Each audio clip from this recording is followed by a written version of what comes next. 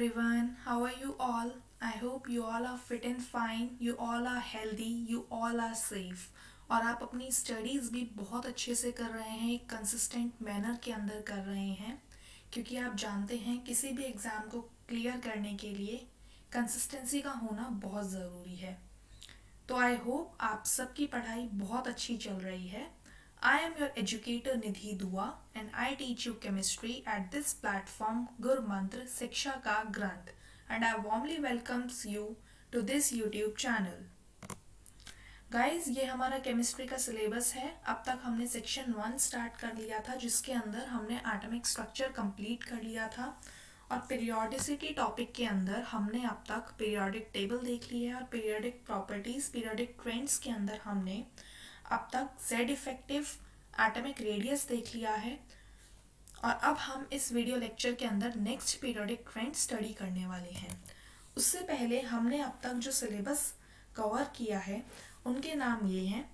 अगर आपने अब तक ये सिलेबस नहीं देखा है, ये सिलेबस आपने नहीं पढ़ा है, तो आप पहले जाके इसे पढ़िए और इस पर्टिकुलर लेक्चर के लिए आपको ये 2 टॉपिक अच्छे से आने चाहिए।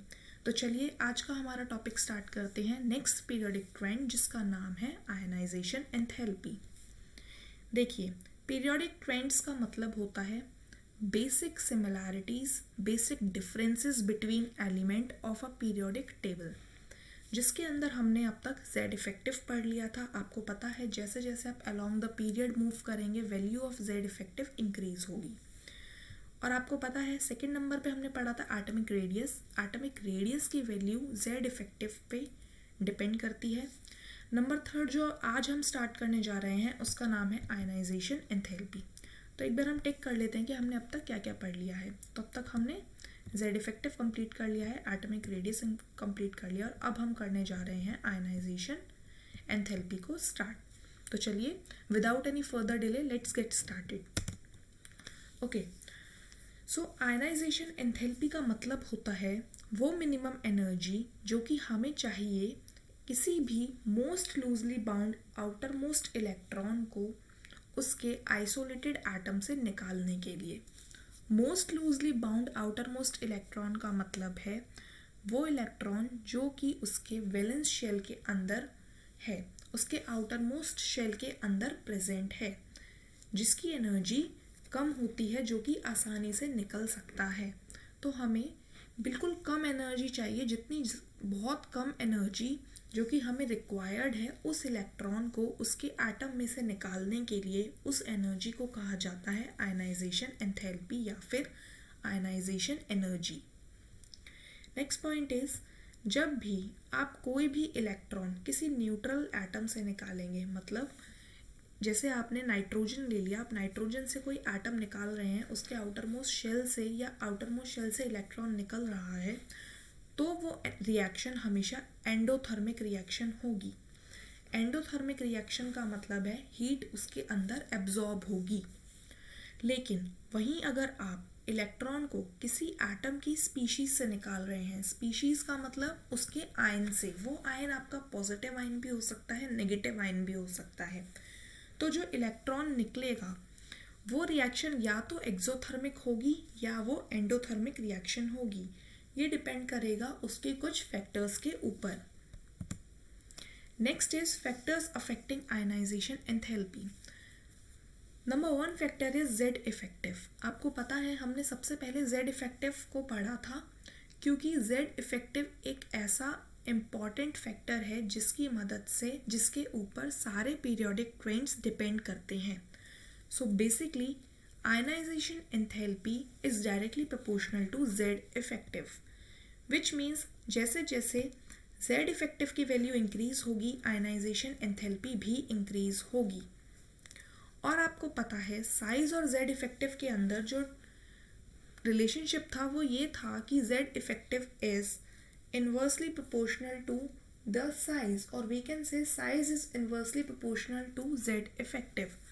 तो इसीलिए Z इफेक्टिव अगर हम आयनाइजेशन एंथैल्पी और साइज के बीच में रिलेशन देखें तो ये आता है इन्वर्स रेशो के अंदर, विच मीन्स अगर आप साइज इंक्रीज करेंगे तो आयनाइजेशन एंथैल्पी डिक्रीज होगी। और आपको पता है from top to bottom in a particular group size increase होता है, इसीलिए टॉप टू बॉटम आने पर आयनाइजेशन एंथैल्पी डिक्रीज होगी. Next point is factor that affect the ionization enthalpy is electronic configuration. This is the foremost important point in this topic. As you can see, stable half filled configuration और full filled electronic configuration की energy सबसे ज़्यादा होगी. ये point बहुत ज़्यादा important है. और अगर हम स्टेबल हाफ फिल्ड कंडीशन और फुल फिल्ड कंडीशन के अंदर देखें, कम्प्लीटली फिल्ड कंडीशन के अंदर देखें, तो सबसे ज़्यादा मैक्सिमम आयनाइजेशन एनर्जी जो होगी वो होगी कम्प्लीटली फिल्ड के अंदर. नेक्स्ट पॉइंट इज जो फैक्टर आयनाइजेशन एंथैल्पी पे डिपेंड कर रहा है, जो फैक्टर अफेक्ट कर रहा है वो है चार्ज.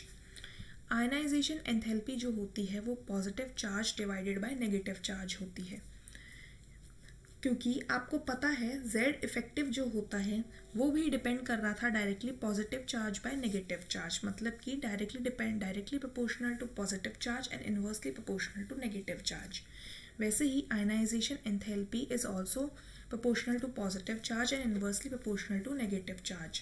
जैसे ही आप पॉजिटिव चार्ज इंक्रीज करेंगे तो आयनाइजेशन एंथैल्पी भी इंक्रीज होगी, पर अगर आप नेगेटिव चार्ज इंक्रीज करेंगे तो आयनाइजेशन एंथैल्पी डिक्रीज होगी.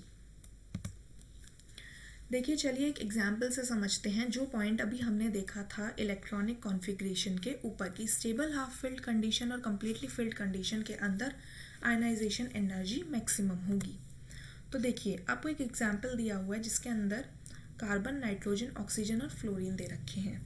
बेसिकली ये अलॉन्ग द पीरियड बात हो रही है और आपको बताना है कि आयनाइजेशन एंथैल्पी का ऑर्डर क्या होगा.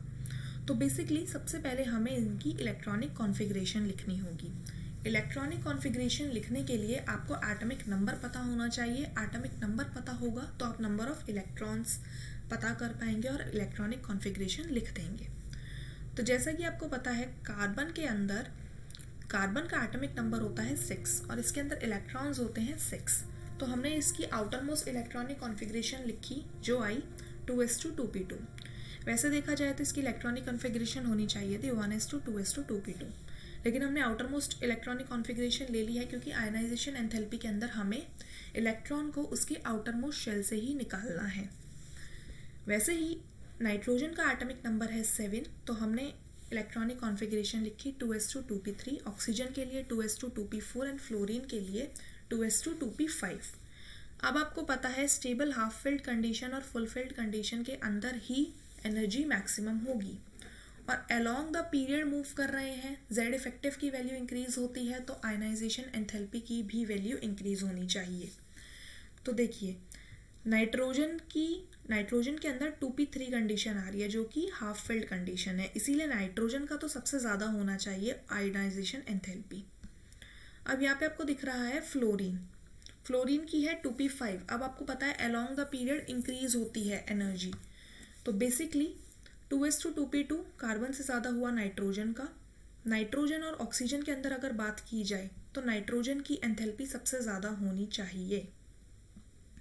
वहीं अगर बात की जाए फ्लोरीन की तो ऑक्सीजन से ज़्यादा फ्लोरीन की होनी चाहिए, इसीलिए ये ऑर्डर आ गया.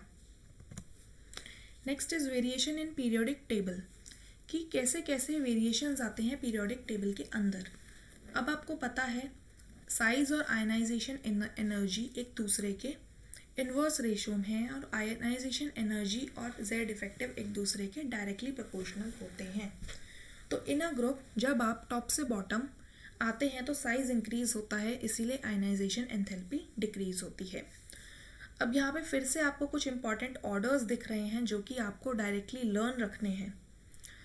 आई रिपीट, आपको इन ऑर्डर्स को एक जगह अच्छे से लिख के रखना है. आपको डेली इन ऑर्डर्स को रिवाइज करना है क्योंकि ये इनऑर्गेनिक केमिस्ट्री है और इनऑर्गेनिक केमिस्ट्री में आप जितना ज़्यादा पढ़ेंगे, जितना ज़्यादा याद रखेंगे, उतना ही बेनिफिशियल होगा. तो देखते हैं सबसे पहला order. Lithium, sodium, potassium, rubidium, caesium and francium के अंदर आपको ऑर्डर दिया हुआ है. आयनाइजेशन एंथैल्पी की value top to bottom decrease कर रही है, लेकिन फ्रेंशियम के केस में ये सीजियम से ज़्यादा हो जाती है. Next in the case of halogen, halogen के केस में ऊपर से नीचे आने पर आयनाइजेशन एंथैल्पी डिक्रीज हो रही है। इन case of second A group आपको दिख रहा है बेरिलियम से लेके स्क्रॉन्शियम तक तो डिक्रीज हो रही है, लेकिन बेरियम पे आके ये एनर्जी इंक्रीज हो रही है क्योंकि यहाँ पे जेड इफेक्टिव की वैल्यू इंक्रीज हो रही है। Next is in group 13। यहाँ पे ग्रुप 13 के अंदर ये ऑर्डर बहुत ज़्यादा इंपॉर्टेंट है, ये आपको याद रखना है। ये डेटा के बेसिस के ऊपर है। बोरॉन की एनर्जी सबसे ज़्यादा है, फिर थेलियम की, फिर गैलियम की, फिर एल्यूमिनियम की एंड देन इंडियम की। सबसे कम आयनाइजेशन एंथैल्पी है ग्रुप 13 के अंदर इंडियम की। ग्रुप 14 के अंदर कार्बन से लेके एसएन तक तो आयनाइजेशन एंथैल्पी डिक्रीज हो रही है फ्रॉम टॉप टू बॉटम, लेकिन लेड के ऊपर आके ये आयनाइजेशन एंथैल्पी इंक्रीज हो रही है, जिसका बेसिक रीज़न है electronic configuration. For group 4 to 12 in case of transition elements, D block elements, ionisation enthalpy की वैल्यू सबसे ज़्यादा होती है 5D सीरीज़ के अंदर और सबसे कम होती है 4D सीरीज़ के अंदर। अब हम बात करते हैं in the period. As we move along the period, Z effective की वैल्यू इंक्रीज होगी तो आयनाइजेशन एंथैल्पी की वैल्यू भी इंक्रीज होगी, क्योंकि आपको पता है आयनाइजेशन एंथैल्पी की वैल्यू डायरेक्टली प्रोपोर्शनल होती है जेड इफेक्टिव की वैल्यू के। लेकिन यहाँ पे भी कुछ वेरिएशंस आ सकते हैं और उन वेरिएशन का कारण है उनकी इलेक्ट्रॉनिक कॉन्फ़िगरेशन। जैसा कि आप सब देखते हैं स्टेबिलिटी का एक ऑर्डर दिया हुआ है, NGC is greater than PNGC and PNGC is greater than incomplete octet. NGC and PNGC means Nobel gas configuration and pseudo normal gas configuration. Simply मतलब है NGC का नोबल गैस कॉन्फ़िगरेशन का, जैसे कि आपको पता है जो नोबल गैसेस होती हैं उनका आउटर मोस्ट ऑक्टेट, उनका outer most shell full filled होता है, उनके नंबर ऑफ इलेक्ट्रॉन्स पूरे होते हैं आउटर मोस्ट शेल के अंदर, तो उसे बोला गया है Nobel gas configuration. Nobel gas configuration को ही हम फुल फिल्ड कॉन्फ़िगरेशन बोल सकते हैं। सूडो नोबल गैस कॉन्फ़िगरेशन का मतलब सिंपली मतलब है हाफ फिल्ड कॉन्फ़िगरेशन, और इनकम्प्लीट का मतलब आपको पता ही है। This is the form very important point, that is isotopes. जितने भी आइसोटोप्स होते हैं एक एलिमेंट के, उनके अंदर same ionisation energy, same ionisation potential पाया जाता है, लेकिन ट्रांजिशन सीरीज के अंदर आयनाइजेशन पोटेंशियल, आयनाइजेशन एंथैल्पी या आयनाइजेशन एनर्जी चेंज होती रहती है इरेगुलरली। चलिए तो देखते हैं इन पॉइंट्स के बेसिस पे एक एग्जाम्पल। तो देखिए आपको बताना है order of IE1 of the following. आपको एक सीरीज़ दी हुई है, सीरीज़ के अंदर आपको IE1 का ऑर्डर बताना है। तो बेसिकली हमें सबसे पहले वही करना है, हमें सबसे पहले इलेक्ट्रॉनिक कॉन्फ़िगरेशन लिखनी है। अब हमें पता है ये अलॉन्ग द पीरियड बात हो रही है। हमने इसका इलेक्ट्रॉनिक कॉन्फ़िगरेशन लिखा, आउटर मोस्ट इलेक्ट्रॉनिक कॉन्फ़िगरेशन लिखा, 2s1, 2s2, 2s2, 2p1, 2s2, 2p2, 2s2, 2p3, 2s2, 2p4, 2s2, 2p5, 2s2, 2p6। अब हमने उन एलिमेंट्स को मार्क कर लिया जिनके अंदर या तो सूडो नोबल गैस कॉन्फ़िगरेशन आ रही थी या फिर फुल फिल्ड कंडीशन आ रही थी। तो हमने यहाँ पे बेरिलियम के लिए लिखा 2s2 आया, तो ये हमारी फुल फिल्ड कंडीशन थी। नाइट्रोजन के अंदर सूडो नोबल गैस कॉन्फ़िगरेशन आ गई 2p3 और नियॉन के अंदर आ गया 2p6। अब आपको पता है जहाँ पे भी नोबल गैस कॉन्फ़िगरेशन या फिर सूडो नोबल गैस कॉन्फ़िगरेशन आ रही है वहाँ से इलेक्ट्रॉन को निकालना थोड़ा मुश्किल होगा। इसीलिए हमने जब ऑर्डर पुट किया तो along the period Z effective की वैल्यू इंक्रीज हो रही है, तो आयनाइजेशन एंथैल्पी की वैल्यू भी इंक्रीज होनी चाहिए। इसीलिए लिथियम और बेरियम के अंदर वैल्यू ज़्यादा आई बेरिलियम की। तो 2s2 कॉन्फ़िगरेशन थी, 2s2 भी फुल फिल्ड कंडीशन थी, इस वजह से भी Be की वैल्यू ज़्यादा आ गई। अब हमने बोरॉन और Be के अंदर जब देखा तो यहाँ पे 2p1 वैल्यू आ रही थी और यहाँ पे 2s2। आपको पता है ये वैल्यू फुल फिल्ड थी, फुल फिल्ड कॉन्फ़िगरेशन आ रही थी, इसीलिए Be की वैल्यू आयनाइजेशन एंथैल्पी ज़्यादा हो गई बोरॉन से। फिर हम गए बोरॉन से कार्बन के ऊपर। अब अलोंग द पीरियड बात हो रही है तो आयनाइजेशन एंथैल्पी इंक्रीज होगी, तो कार्बन तक वैल्यू इंक्रीज हुई। फिर कार्बन से नाइट्रोजन पे आने पे वापस से हाफ फिल्ड कंडीशन आती है, इसीलिए नाइट्रोजन की वैल्यू इंक्रीज हुई और अलोंग द पीरियड भी इंक्रीज होनी चाहिए थी। फिर नाइट्रोजन से ऑक्सीजन के ऊपर जाने पर 2p4 कंडीशन आई, जो कि ना ही हाफ फिल्ड है ना ही फुल फिल्ड है, लेकिन along the period value increase होनी चाहिए, लेकिन यहाँ पे हाफ फिल्ड कंडीशन है, इसीलिए नाइट्रोजन की वैल्यू ज़्यादा आई, आयनाइजेशन एंथैल्पी ज़्यादा आई ऑक्सीजन से।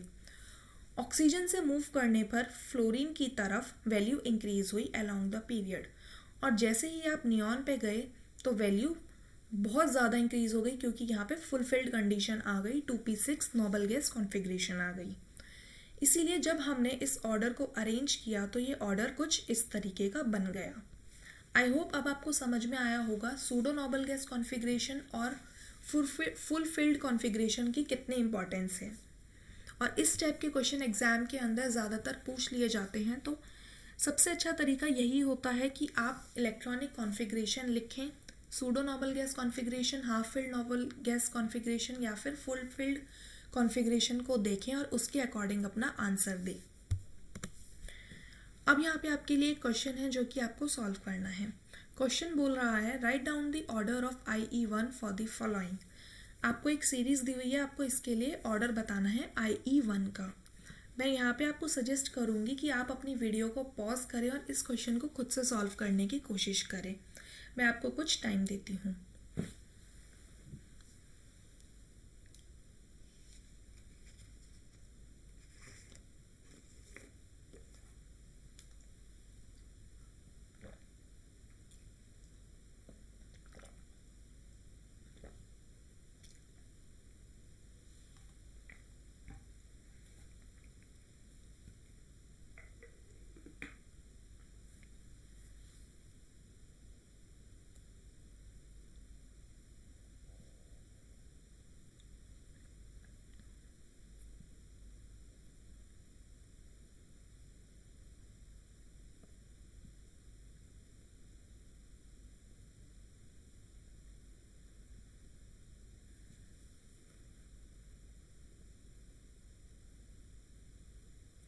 ओके गाइस, तो चलिए इस क्वेश्चन का सल्यूशन देखते हैं।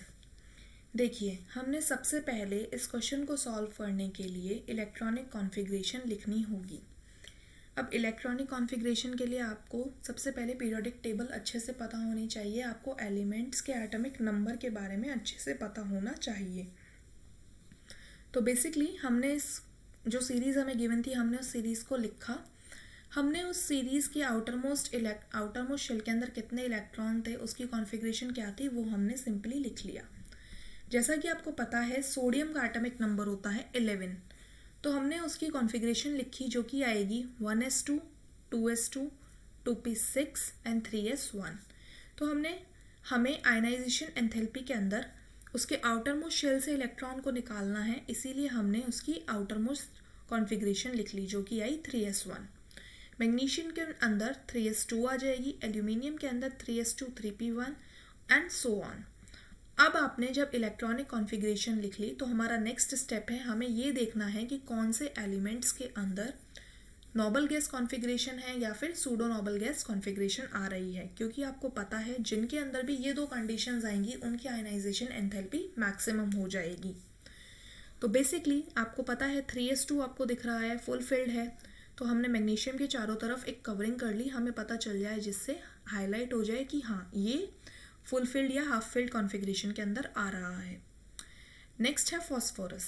फॉस्फोरस के अंदर सूडो नोबल गैस कॉन्फ़िगरेशन आ रही है 3p3, और आर्गन एक नोबल गैस है, तो इसीलिए इसके अंदर कंडीशन है 3p6 जो कि फुल फिल्ड कंडीशन है।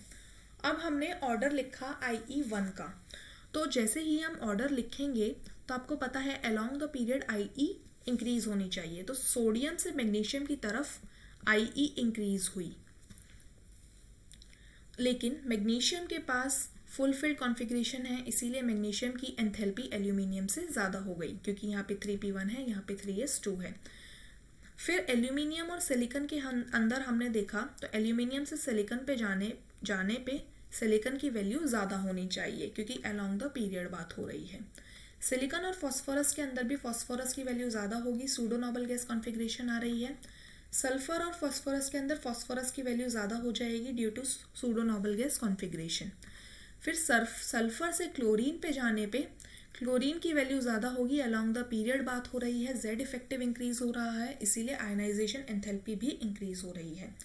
क्लोरीन और आर्गन के अंदर आर्गन की फुलफिल्ड कंडीशन है, इसीलिए आर्गन की आईई की वैल्यू ज़्यादा होनी चाहिए। जब हमने इन सारी वैल्यूज़ को एक जगह लिखा तो हमारा ऑर्डर कुछ इस तरीके से आया कि आर्गन की वैल्यू सबसे ज़्यादा आई क्योंकि उसका नोबल गैस कॉन्फ़िगरेशन था और सोडियम की वैल्यू सबसे कम आई। आई होप आपको ये क्वेश्चन अच्छे से समझ में आया होगा, आपको पता चला होगा कि सूडो नोबल गैस कॉन्फ़िगरेशन और नोबल गैस कॉन्फ़िगरेशन की कितनी इंपॉर्टेंस है, और इलेक्ट्रॉनिक कॉन्फ़िगरेशन लिखना भी हमें बहुत अच्छे से आना चाहिए।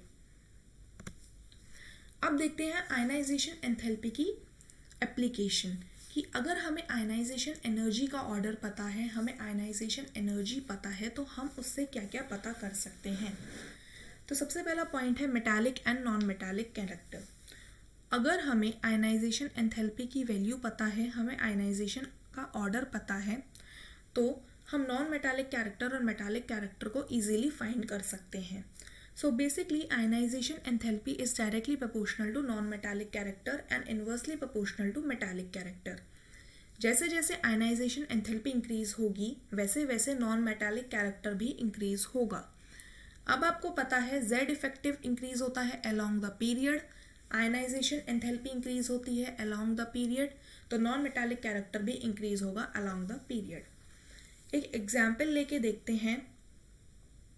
एग्जाम्पल के तौर पे आपको दे रखा है carbon, silicon, germanium, SN and lead.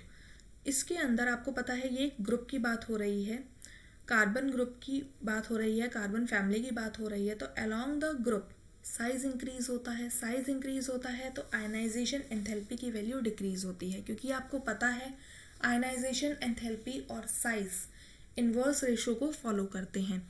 अगर आयनाइजेशन एंथैल्पी डिक्रीज हो रही है तो मेटालिक कैरेक्टर इंक्रीज होगा। As you know ionisation enthalpy is 1 upon metallic character, which means ionization enthalpy is inversely proportional to metallic character. Next point is reactivity of metal. अगर हमें metal की reactivity बतानी है तो reactivity is inversely proportional to ionisation enthalpy. देखिए along the period ionisation enthalpy increase हो रही है और मेटालिक कैरेक्टर डिक्रीज हो रहा है। आपको पता है आयनाइजेशन एंथैल्पी और मेटालिक कैरेक्टर का रेशो इन्वर्स रेशो है, और ग्रुप के अंदर यही चीज़ उल्टी हो जाती है। आयनाइजेशन एंथैल्पी डिक्रीज होती है तो मेटालिक कैरेक्टर इंक्रीज होता है और रिएक्टिविटी इंक्रीज हो जाती है, क्योंकि आपने इस पॉइंट के अंदर देखा reactivity is inversely proportional to ionisation enthalpy. Next is reducing nature या फिर रिड्यूसिंग स्ट्रेंथ। अगर आपको किसी भी मेटल या नॉन मेटल की रिड्यूसिंग स्ट्रेंथ बतानी है तो वो भी इन्वर्स रेशो को फॉलो करती है। अब आप जैसे कि देख सकते हैं ये भी एक बात हो रही है अलोंग दी ग्रुप के अंदर साइज इंक्रीज कर रहा है तो आयनाइजेशन एंथैल्पी डिक्रीज कर रही है। आपको पता है अगर इस फॉर्मूले के अकॉर्डिंग आयनाइजेशन एंथैल्पी डिक्रीज कर रही है तो रिड्यूसिंग स्ट्रेंथ इंक्रीज करेगी। लेकिन इस पर्टिकुलर सीरीज के अंदर एक्वस फेज के अंदर रिड्यूसिंग स्ट्रेंथ जो होती है वो डिपेंड कर जाती है उसके स्टैंडर्ड रिडक्शन पोटेंशियल के ऊपर। इसी वजह से यहाँ पे ऑर्डर कुछ इस तरीके का आ जाता है कि लिथियम की रिड्यूसिंग स्ट्रेंथ सबसे ज़्यादा हो जाती है due to its small size. ये बहुत इंपॉर्टेंट है। यहाँ पे मैं आपको फिर से कहूँगी कि इनऑर्गेनिक केमिस्ट्री के अंदर आप जितनी बार चीज़ों को रिवाइज करेंगे, जितनी बार चीज़ों को पढ़ेंगे, उतना ही बेनिफिशियल रहेगा। Next we have a practice question. देखते हैं प्रैक्टिस क्वेश्चन क्या बोल रहा है। क्वेश्चन कह रहा है कि arrange the following in decreasing order of ionization enthalpy. आपको डिक्रीजिंग ऑर्डर बताना है आयनाइजेशन एंथैल्पी का। तो आपको 4 ऑप्शंस दिए हुए हैं। चारों ऑप्शंस के अंदर आपको आउटर मोस्ट शेल की कॉन्फ़िगरेशन दी हुई है। तो आपको बताना है कि ऑर्डर ऑफ आयनाइजेशन एंथैल्पी क्या है। तो मैं आपको यहाँ पे सजेस्ट करूँगी कि आप प्लीज़ खुद से इस क्वेश्चन को सॉल्व करने का ट्राई कीजिए।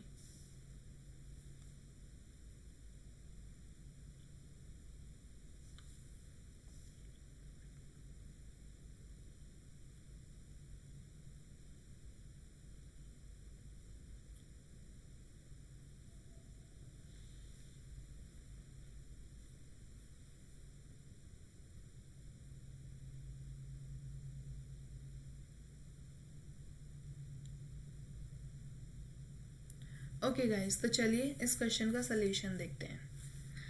देखो गाइस, आपको दिख रहा है 2p4 यहाँ पे आउटर मोस्ट है, यहाँ पे 3p5 है, यहाँ 6s2 है, यहाँ पे 2p3 है। आपको वही इलेक्ट्रॉनिक कॉन्फ़िगरेशन लिखनी होती थी, आपको पहले से इलेक्ट्रॉनिक कॉन्फ़िगरेशन दी हुई है, तो आपका आधे से ज़्यादा काम तो आसान हो गया। अब आपको देखना है कहीं पे सोडो नोबल गैस कॉन्फ़िगरेशन आ रही है, नोबल गैस कॉन्फ़िगरेशन आ रही है, या क्या आ रहा है। तो उसके लिए हमने सबसे पहले देखा 2p4 कोई नोबल गैस कॉन्फ़िगरेशन नहीं है, कोई सूडो नोबल गैस कॉन्फ़िगरेशन नहीं है। 3p5 नहीं है, 6s2 है, फुल फिल्ड कंडीशन आ रही है, और 2p3 भी हाफ फिल्ड कंडीशन आ रही है। अब आपको ये देखना है कि ये अलोंग द ग्रुप बात हो रही है या फिर अलोंग द पीरियड बात हो रही है। अब आपको पता है कि या तो 6s2 या फिर 2p3, इन दोनों में से ही कोई ना कोई हमारा सबसे ज़्यादा आयनाइजेशन एंथैल्पी शो करेगा। अब आपको यहाँ पे आफ्बाउ प्रिंसिपल के अकॉर्डिंग वो सीरीज़ पता होनी चाहिए जिस सीरीज़ के अकॉर्डिंग हम फिल कर रहे थे इलेक्ट्रॉन्स को। तो जब आप वो सीरीज़ का फॉर्मूला अप्लाई करेंगे, वो सीरीज़ आप याद करेंगे, तो आपको पता चलेगा, और आपने अब तक जितने भी फॉर्मूलेस पढ़े थे उनको आप रिवाइज करेंगे कि आयनाइजेशन एंथैल्पी किस ऑर्डर के अंदर इंक्रीज़ कर रही है। जब आप वो चीज़ें पुट करेंगे तो आपको सोल्यूशन मिलता है डी की आयनाइजेशन एंथैल्पी सबसे ज़्यादा होगी, जबकि सी की आयनाइजेशन एंथैल्पी सबसे कम होगी। डी की सबसे ज़्यादा इसीलिए होगी क्योंकि 2p3 यहाँ पे आ रहा है, सूडो नोबल गैस कॉन्फ़िगरेशन आ रही है। ऑल्दो 6s2 के अंदर नोबल गैस कॉन्फ़िगरेशन है, लेकिन आपको पता है जब आप पीरियड के अंदर मूव करेंगे तब आयनाइजेशन एंथैल्पी इंक्रीज होगी, और लेकिन जब आप ग्रुप के अंदर मूव करेंगे तो आयनाइजेशन एंथैल्पी डिक्रीज होगी। आई होप आपको ये चीज़ें समझ में आई होंगी। एंड अगर आप हमारे YouTube चैनल पर नए हैं तो आप प्लीज़ गुरु मंत्र शिक्षा के ग्रंथ को लाइक, शेयर और सब्सक्राइब ज़रूर कीजिए। और आप हमारा टेलीग्राम चैनल भी ज्वाइन कर सकते हैं, जहाँ पे आपको न्यू अपडेट्स मिलती रहती हैं।